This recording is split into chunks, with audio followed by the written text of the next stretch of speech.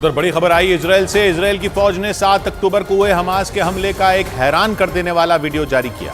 ये वीडियो एक महिला वकील के अपहरण का है, जिसमें हमास के लड़ाके उसे जबरदस्ती गाजा ले जाते दिखाई दिए। वीडियो के जरिए इजराइल की फौज ने यह दिखाया कि हमास के लड़ाकों ने किस तरह बेगुनाह लोगों पर जुल्म किया, और यह वीडियो ऐसा है जो किसी के भी रोंगटे खड़े कर दे।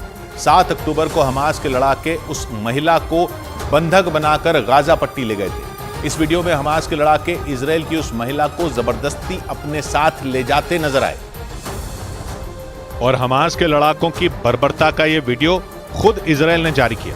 वीडियो में जो महिला हमास के लड़ाकों के बीच फंसी दिखी, वो पेशे से वकील बताई गई। उनको बंधक बनाए जाने का जो वीडियो इजराइल की सेना ने जारी किया, उसमें हमास के 2 लड़ाके उस महिला के हाथों को पकड़कर जबरन उसे घसीटते दिखाई दिए। इस दौरान वहां हथियारों से लैस 1-2 नहीं, बल्कि हमास के 5 लड़ाके महिला को घेरे हुए नजर आए।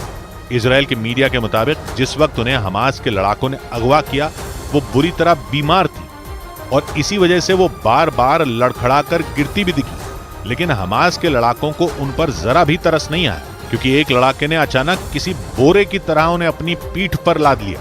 विरोध करने पर उनकी पिटाई भी की गई। हालांकि बताया गया कि कुछ रोज पहले ही हमास ने जिन बंधकों को आजाद किया, उनमें वो महिला भी शामिल थी।